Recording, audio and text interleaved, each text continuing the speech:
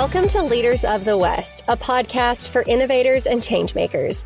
I'm your host, Jessie Jarvis, the founder of the West, and I'm sitting down with agriculturalists, entrepreneurs, executives, and everyone in between with the goal of digging into the strategies, mindsets, and lessons that have been crucial to the success of ag and Western. Whether you're carrying on the next generation of your family's operation, starting something from scratch, or determined to climb up the leadership ladder, we're going to inspire you to continue to dream big, growing not just you, but the future of agriculture and Western as a whole. Let's go.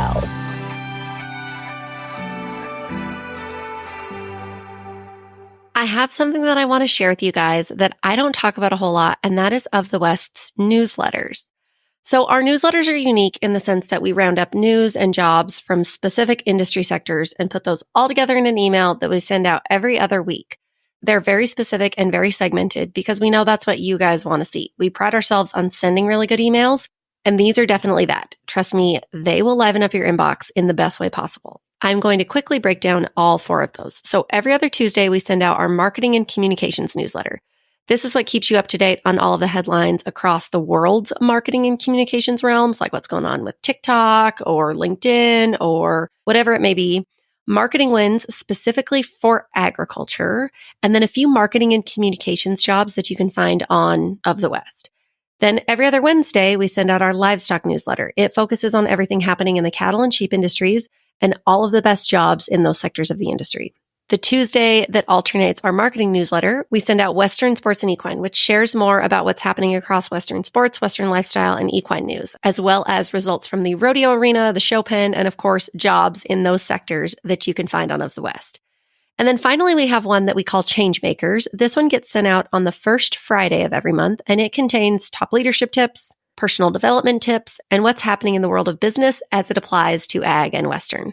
This one also includes more of those mid to high level positions that are posted on the platform.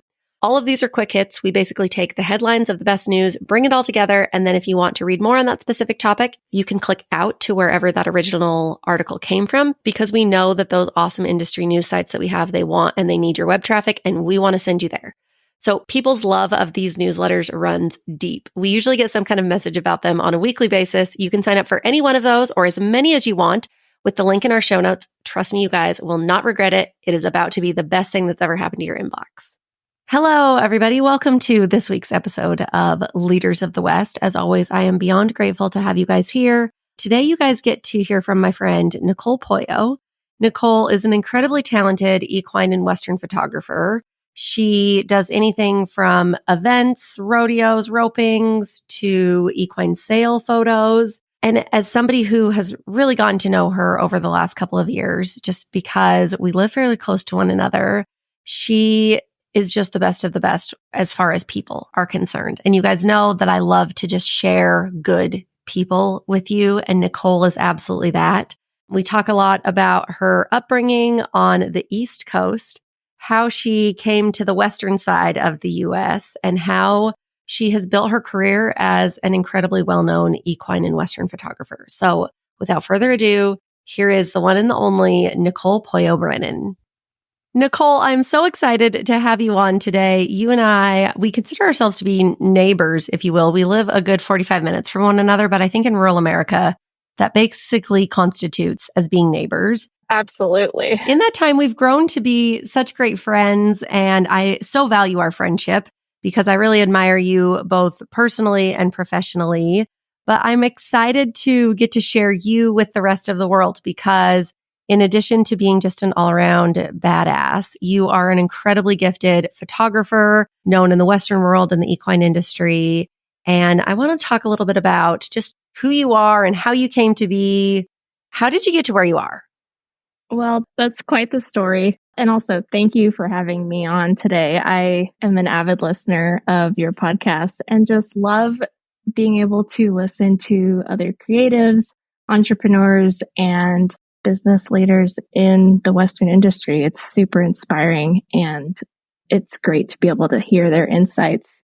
As far as my own story, I actually grew up in Western North Carolina. So that's a far cry from southwest Idaho. And it totally is. My family, they all are Colombian, and both my parents moved to the States when they were pretty young. My dad when he was, I think, 6 or 7, and then my mom when she was around 14.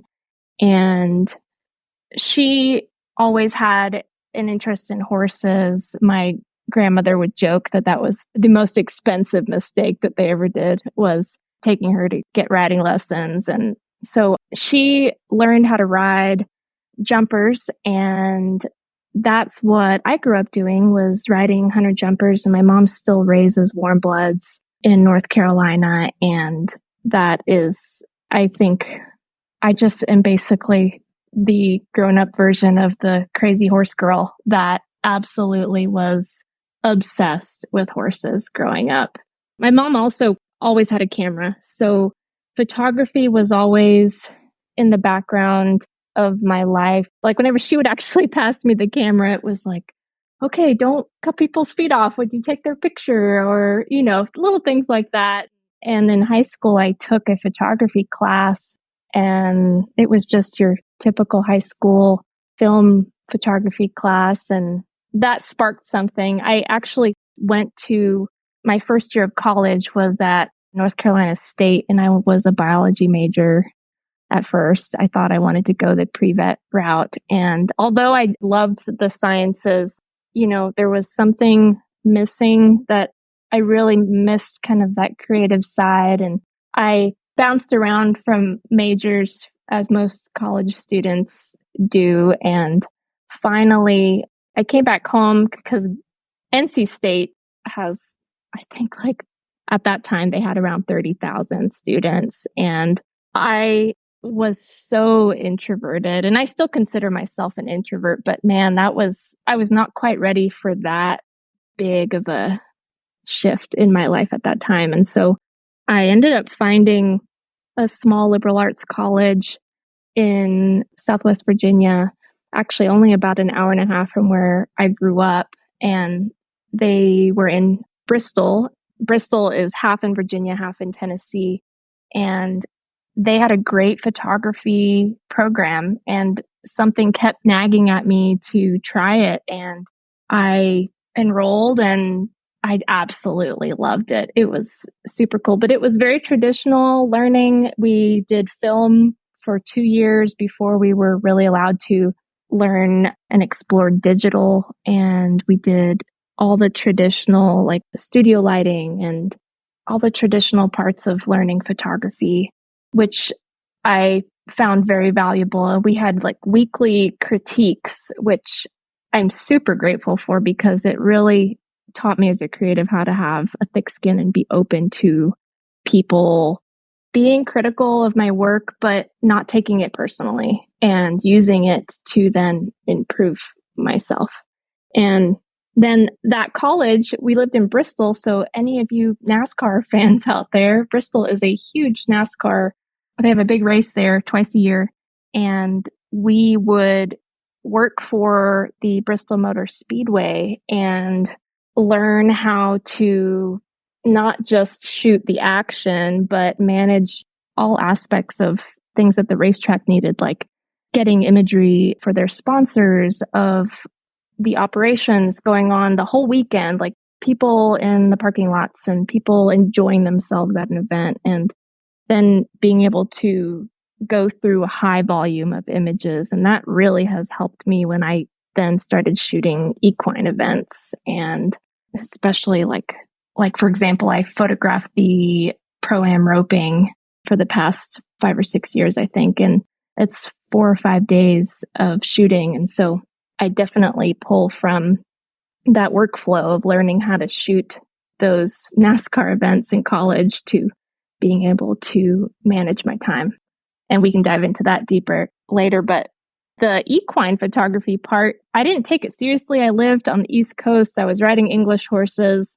I didn't take it seriously as a way to make a living, but I kept taking my camera with me to all my horse events. And in college, I started riding cutting horses, and I would take my camera with me as well. And it was just always something that it was two separate sides of myself, photographer Nicole, and then equine obsessed girl, Nicole on the other side. And occasionally they would come together. Well, in 2017, I moved to Bozeman, Montana, and at the suggestion of my now friend, Brianna Brannaman Clark, and moved in with her and a few other girls. And it just launched launched me into the Western world of photography. And I haven't looked back since. And a lot of that has just been continuously trying to visit new places and reach out to different people. And that's brought me where I am today. So, had you ever been out west, if you will, prior to moving to Montana? Yes. So right after, my first year of college, I was an assistant coach for a little 4-H group that we had started in my county in North Carolina. And the gal that started that decided to take a bunch of kids cross country to a little ranch near Thermopolis, Wyoming, that kind of a dude place, but it was more for kids. And so we rented 2 minivans and a bunch of parents came with us, and we loaded up, I think, like 12 kids and drove cross country. And that was my first experience seeing the Western United States. And I remember going through Sheridan, Wyoming and thinking, wow, this is like a really beautiful place. And turns out years later, after leaving Bozeman, I actually was able to live in Sheridan for about 6 months before moving to Nevada. And it's just so crazy how the world, works and how small decisions you make come full circle. And you basically got married in Sheridan, correct? Or outside of Sheridan. So that's really full circle. Yep. Jacob got married at the OW Ranch, which is just north of Sheridan, Wyoming, just in Montana right there across the border. And all of our family had to travel, and the ranch we were blessed that they allowed us to have the wedding there. And it's such a beautiful historic place that I kept thinking about it and finally got the courage to ask. So that is so cool. Okay. I want to talk specifically about equine photography and your sale horse photography, because I feel like of all the things that you're known for, that is the one that is really like put your mark on the map, if you will. And I know that story, but I want you to share it with people because it really stems from filling a need and being somebody who always has this I can do anything attitude. 2 things are really crucial in that formula for success. So how did you first get into photography specifically for sale horses? Well, this probably started way sooner than I thought, because going back to that little girl that was just obsessed with horses, I remember if ever, my parents took me to the library, the first section I would go to was the animal section and the horse section and check out whatever books they had on horses. And there was always a page where it, talked about like parts of the horse, and it has the side view of a horse. And that's where learning horse conformation starts, is you have to be able to identify all the different parts of the horse. And then later on, when I was in pony club for a little while and 4-H, you start learning, you peel back a layer on that and you start learning conformation as far as like, oh, well, this horse has a short back, or they have a steep shoulder, and you start looking at the horse more analytically. And then that progresses to, well, this one would be more suitable for this discipline, or this one's not going to be athletic in this way because of, X, Y, and Z conformationally. And even then, like, there still is a prominent English magazine called Practical Horseman. And they had, I don't know if they still do, but they had a section where people would send in 3 conformation photos of their horses, and someone would write an article on like evaluating this horse's suitability, or kind of breaking down how the horse probably would move. And I always found that really interesting. So that is cool. Yeah. So fast forward to moving to Montana, and my friend Riata always had horses for sale, and we would poke fun of her at that. But there was always something to practice photographing. And then she, at the time, was teaching the colt starting class, and she asked me to shoot all the catalog photos for the MSU colt class. And I learned a lot that year. It's hard for me to look back at those images because I've come so far, but I would look at, at that time, Melanie Smith with Solo Select, she was kind of really starting to sell horses on Facebook. And I would just look at her photos and think, what is she doing? Why don't my images look like that? And, that's a skill that in college we also had to learn, was looking at imagery and being able to think critically and kind of reverse engineer how someone might have achieved something photographically, and then try to break it down so that you could also create something similar. And so looking back now, I think I tapped into that and just kept looking at photos that to me had eye appeal of horses. And I just kept experimenting and kept trying. And it's something I still really, really enjoy. I love, because each horse has different conformation. It's not about making the horses look different, but it's certainly, to me, trying to make each horse look their best and do it in a way that is helpful for both the seller and the buyer. Because I think, as a buyer, you can tell when something's really been skewed, or if you want that side shot, and it tells you things. I know that it breaks things down so that if you know how to look at how horses just put together, you can learn something about that horse. So yeah, it's something I still really love doing. Well, I will say, while we don't sell a ton of horses, anytime that we do have a horse for sale, Nicole is the only person that I will have take pictures of it. Not because I don't think other people can do it, but I just trust her work so well. And I do not trust my own. If Justin says, hey, will you take pictures of this? No, I'm going to call Nicole. And I know you've told me that other husbands and wives say the same thing. That is the one thing that ends up being a bone in their marriage, is anytime that they have to do sale pictures. And I actually know that the same applies to those on the purebred cow side of things. Picture day is not well for anybody. Yeah, I joke about it. It is a little funny. It usually gets everyone to chuckle because they can relate to it. But there are many couples that have told me, oh, thank goodness you're here. Yeah, you save marriages.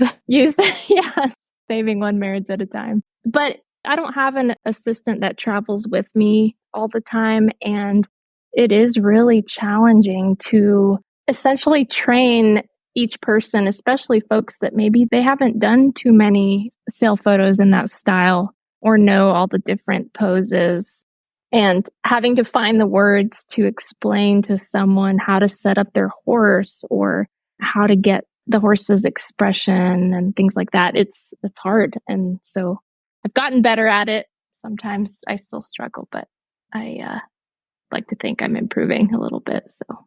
Well, and I also know I've never won any awards when I'm behind you running the umbrella to make sure that the horse's ears are forward. There's no gold buckle that I've ever won for that. So it's the first 2 weeks of a brand new quarter, which can only mean one thing. Be a Maker School is open for enrollment. So what exactly is Be a Maker School?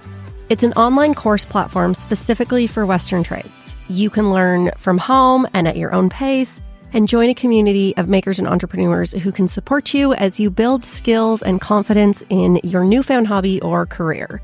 Be a Maker School offers courses in equine photography, cinch making, rawhide and leather braiding, silversmithing and engraving, leatherwork and tooling, and then there's also a business course called The Business of Making, where I am one of the instructors. That course specifically details all of the business aspects behind being a maker. Different sales channels, shipping, marketing, website, branding, email correspondence, goal setting, and a number of other topics. As I mentioned earlier, Be a Maker School is only open for enrollment for the first 2 weeks of every quarter. So if you're interested now, it's definitely worth checking out. Otherwise, you have to wait another 3 months. You can grab all of the info at beamaker.school. Again, that website is beamaker.school. I can't wait to hear how you have inspired and fostered the maker that is inside of you.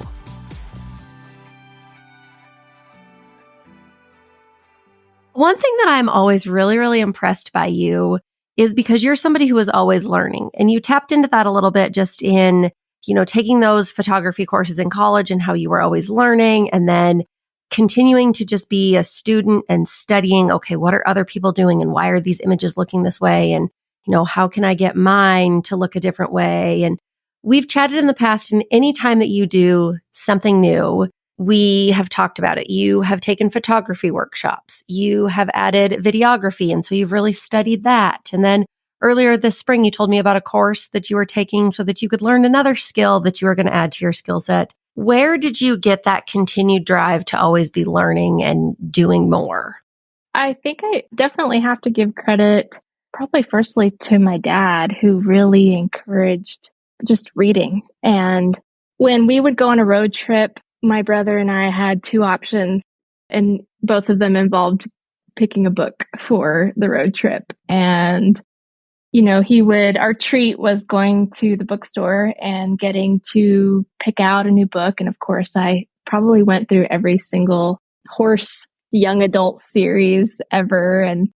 But always reading and having a love of that, I believe, encouraged digging deeper to find answers. He would always, when we didn't know something, and mind you, and I'm going to age myself, this was pre-internet, and it was encouraged me to go find the answers for things. And it's okay to not have the answers, but they're out there just waiting for us to look for them. And it's way easier nowadays to access many, many ideas, but you still have to put in the effort it's not just going to fall into your lap, not usually. And that sense of always trying to learn why something happened. I don't know.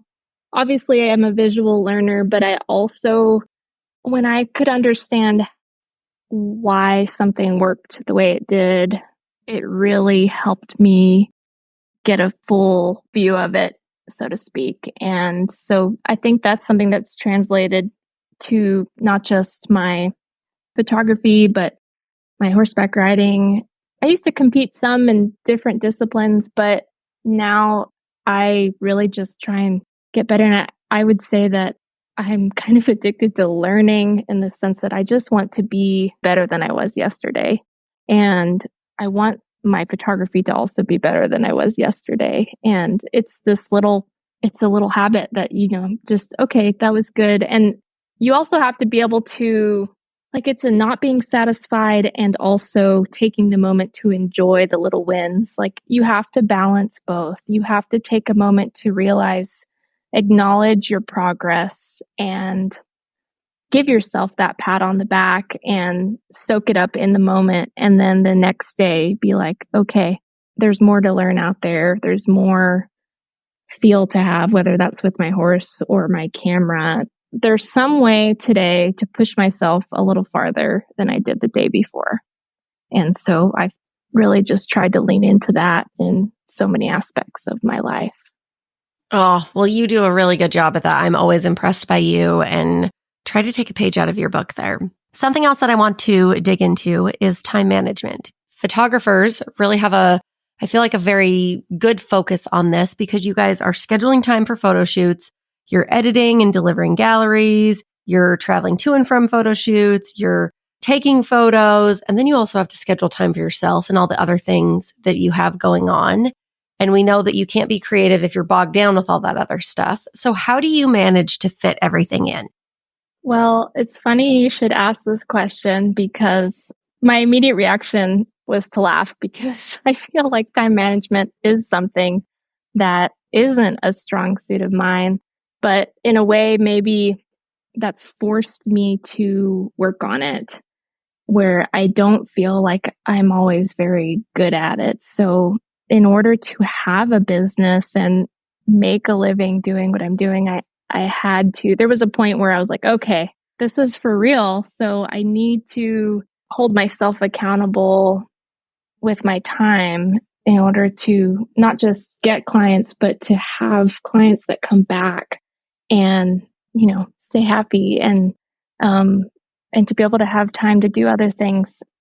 Right. Like, is this a hobby or is this a business? And I think a lot of people go through that too, whether it's time management or financial management. Like, is it going to be a hobby or are you going to make this into a business? You cannot toe the line. You've got to be on one side or the other.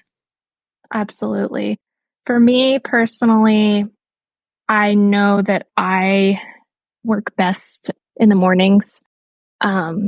I usually try and, start my day. That doesn't mean I'm a morning person, so to speak, because I am married to one of those and we aren't always on the same page there. Yeah, he's super sweet and brings me my first cup of coffee usually. And man, I wish I was a morning person. Sometimes it would make my life so much easier, but sometimes I need that little warm up period. But I do know that creatively for my work, getting, I have a home office and going into my office in the mornings and just digging in, that's usually when I get the most done. Later in the day, I really struggle. I have harder time focusing. And it doesn't mean that, when I have to, there are times when I have deadlines that I have to get stuff done. And in those cases, when I'm not feeling it, I have had a lot of success with like using a timer. I will set a timer on my phone for 15, 20 minutes, 30 minutes. If 30 minutes is feeling like I'm having a lot of trouble focusing, I'll shorten it and just tell myself, okay, small wins. I'm going to work as hard as I can for 15 minutes without distractions, without looking at anything else. And then I will take a couple minutes and walk around the house or check my phone if I need to or something like that. But setting myself up for smaller bites to get stuff done, I generally find that that helps me get the ball rolling when I'm not feeling it. And that's been a big help for me personally.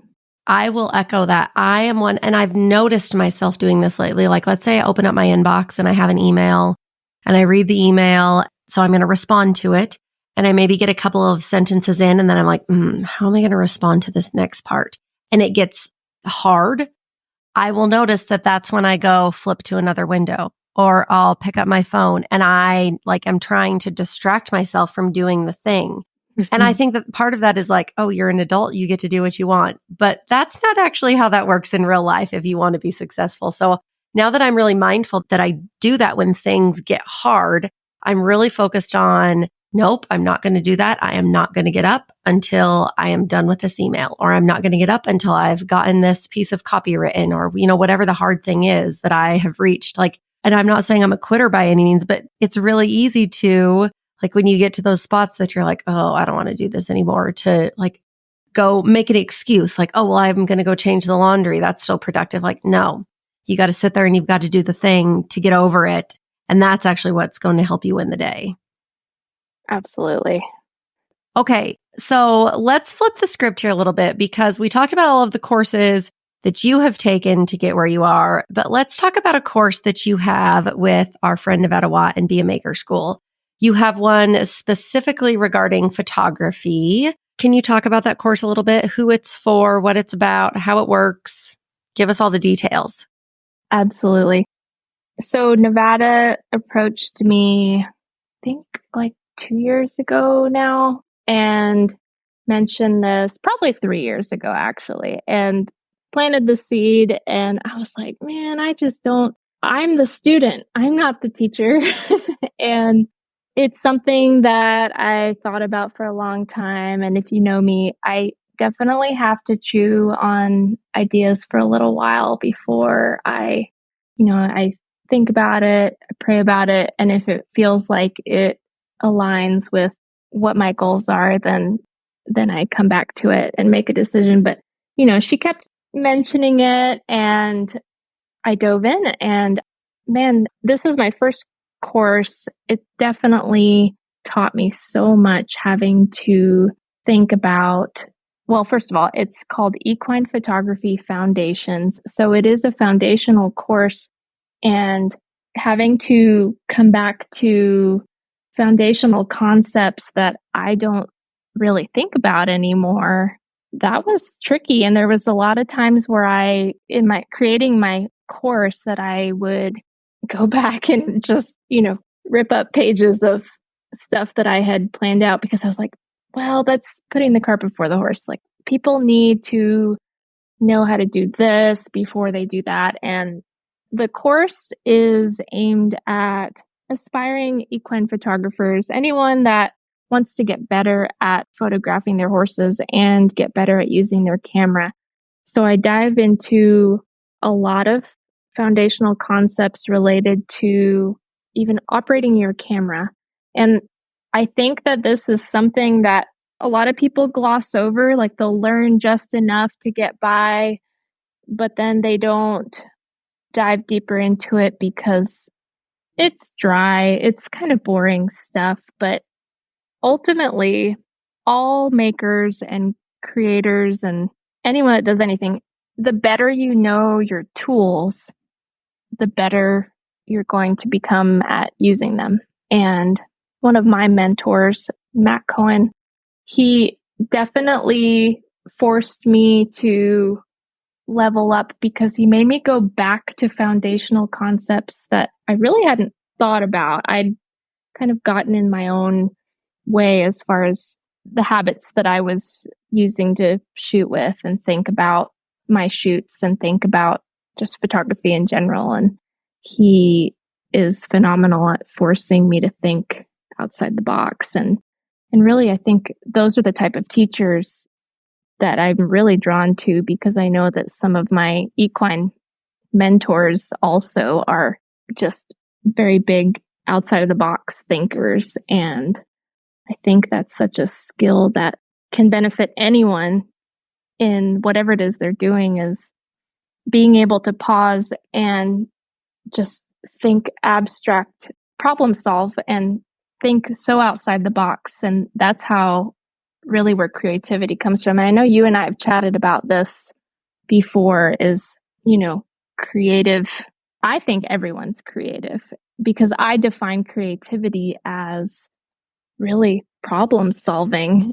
When it comes down to it, you are thinking outside the box. And so to me, anyone that, like, engineers are creative. And I think I struggle with kind of some business concepts, but I know some people that are super creative with how they run their business. And I just admire that so much. So back to my course, knowing those few foundational concepts with operating a camera, and then I dive into what I think kind of sets me apart in a way, and I attribute it to my background with horses, is really thinking of how horses, their structure, how they move, their biomechanics, things that I think about or that are important to me when I'm photographing horses in movement, and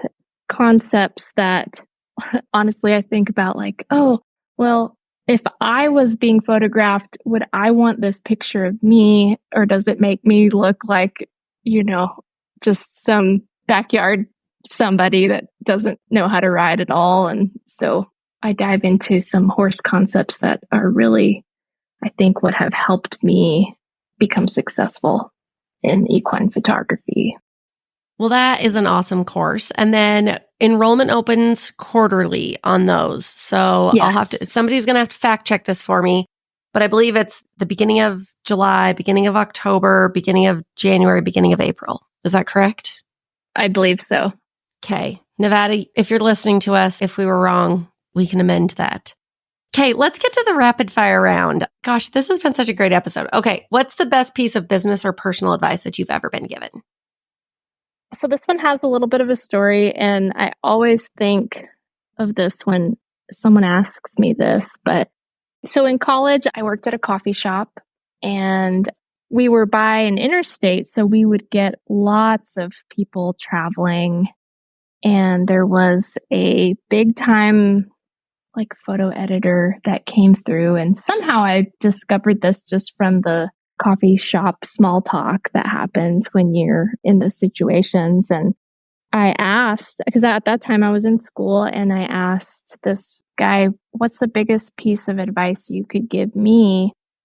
And at that time, I didn't think horses were going to be a part of my profession, but just related to photography. And he said, shoot what you want to be hired for. Make your personal projects something that you can dive into. No, you're not getting paid for these things right now, but shoot what you want to be hired for one day, because that's what ideally you want to be showing people, that you can deliver what they want. He gave an example of well, if you want to get in whatever magazine, go look at the magazine, go study what they like, and then shoot projects, personal projects that would relate to their style. And then also dating myself again, at that time, Instagram was really kind of starting out and getting super popular. So that essentially became our online portfolio. That was where we were putting our work out there for the world or whomever to see. And so I started trying to shoot work that I wanted to be hired for. And I tell that to aspiring photographers all the time, is if you have something in mind that you want to do, go do it, and then show that to folks. So, well, I think that advice definitely paid off in the long run, because here you are, one of the more recognizable photographers in our industry, shooting what you want to shoot. So, okay, if you could give people any words of wisdom and you knew that they would take it to heart, what would it be? I'd say that I would tell someone to continue to be kind in a world that isn't always kind to you. And it's hard to be on your phone.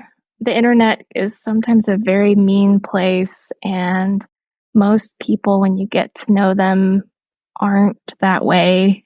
I think the internet, in a way, makes people really defensive very quickly, and we want to kind of initially bristle at a lot of things, but continuing to be kind to others, I think you'll never regret being kind, and continue to be open-minded and just give it your all. Their lukewarm is no good.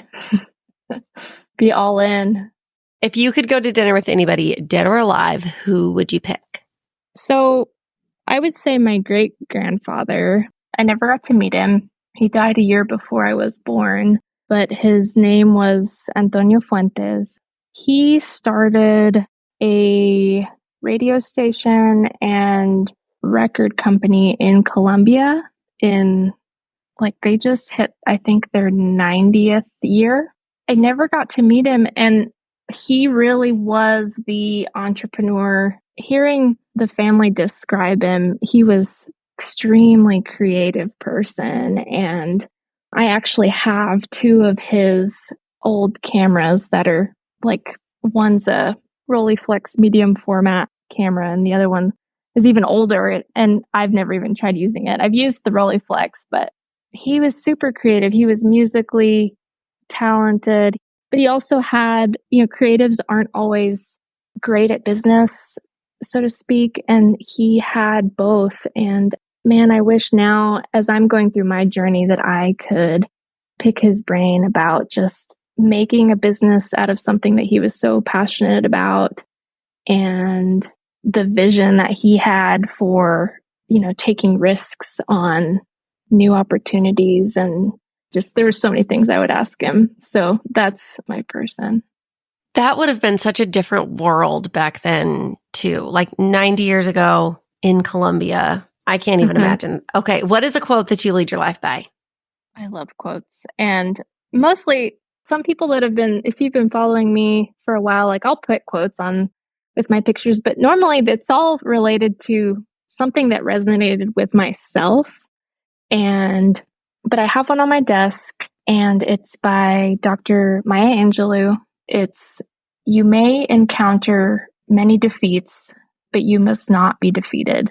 In fact, it may be necessary to encounter the defeats so you can know who you are, what you can rise from, how you can still come out of it." Ooh. Yeah, I keep that right on my desk. So I'm going to need a copy of that on my desk. And I think every listener here is going to need a copy of that on their desk as well. That is a good one. Okay, last question. Let's talk about your favorite things. Do you have a favorite book or podcast or program or like a life hack that you think that more people need to know about? Something that's changed your life and you want to share it? These are a little less serious. I love it. So probably my number one podcast that I listen to is called The Rest is History. It's two British historians. And I love British humor and I laugh at all their jokes.